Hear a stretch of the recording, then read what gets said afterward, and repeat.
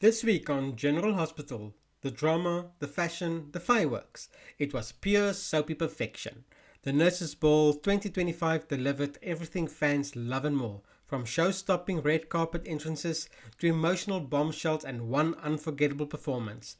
This was the week no GH fan should have missed. Let's break it all down. Welcome.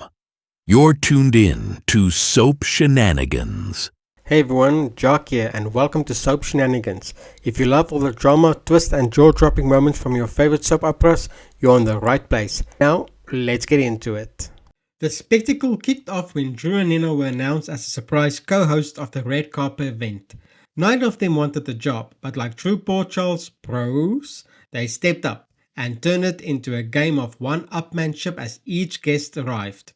One of the most deliciously tense moments came when Carly made her entrance. Her red carpet interaction with Drew felt like watching a ping-pong match of verbal jabs. Drew couldn't resist needling Carly about Michael's absence, but Carly didn't miss a beat, hitting back with a sharp comment about Michael and Drew's history of sharing things, and not so subtle reference to his affair with Willow. Drew then turned to a conversation toward Measure C and the fire that nearly killed Michael, blaming Sunny and urging Carly to support the bill. Carly made it crystal clear she's against it. Then came Tracy, who always knows how to make an entrance, and an even more dramatic exit. Just as she was owning the red carpet, Detective Chase showed up and arrested her on the spot. The accusation? Drugging Drew. The real kicker? It was Drew himself who framed her.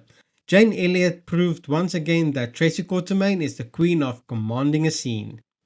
But the jaw-dropper of the night was the arrival of Willow, stunning in a bold red gown and a fresh shorter hairstyle. Caitlin McMullen looked radiant and totally owned that moment. Who do you think stole the red carpet? Drop your favorite arrival in the comments. If you enjoy this video, please take a moment to subscribe. After a public arrest, Tracy was hauled to the PCPD, where she continued to insist that she was framed.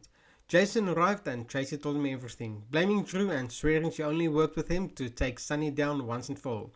Jason warned her she never should have trusted Drew, and when Tracy asked him for a ride, Jason got a mysterious call and left her standing there. Mac reminded her that there's a bus coming that way and that she can take the bus. A mysterious man was shown flying towards Port Charles, and fans immediately guessed it was Michael making his return.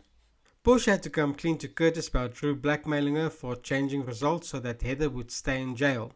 Curtis is pissed about it because she has put them in a very peculiar situation, one that he doesn't know how they will get out of. Curtis made it clear that they will look happy for that night only and they will pretend everything is fine.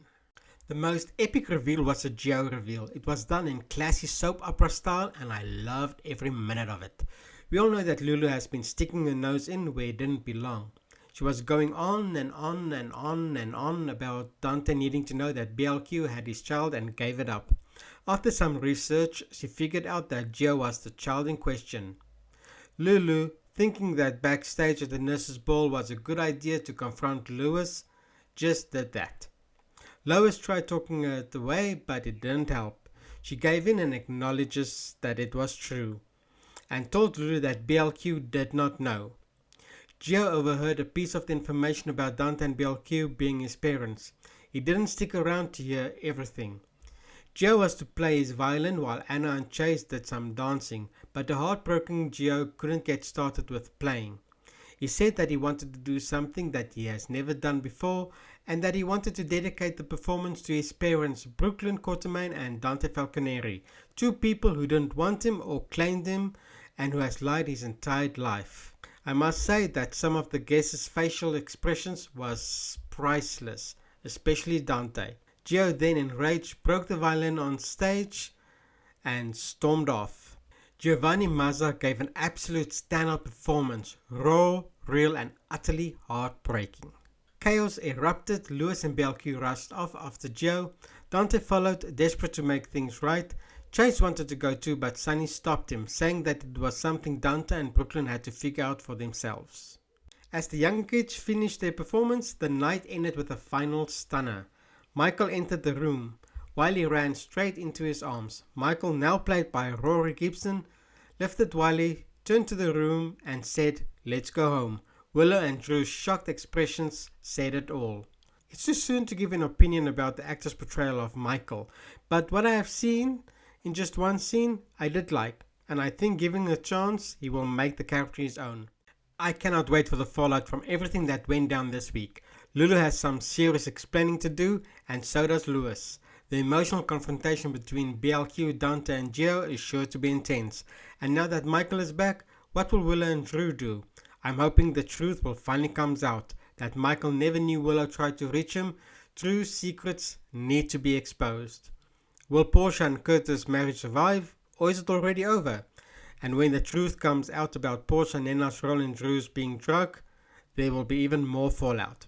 Can Tracy prove her innocence? Will Alexis figure out a way to neutralize Ava and Rick? I, for one, would love to see her team up with Lucky and finally wipe that smile off Rick's face. Let me know in the comments what you think will happen next. Who are you rooting for and who needs to go down? Until next time, stay dramatic, stay passionate and stay tuned to Soap Shenanigans.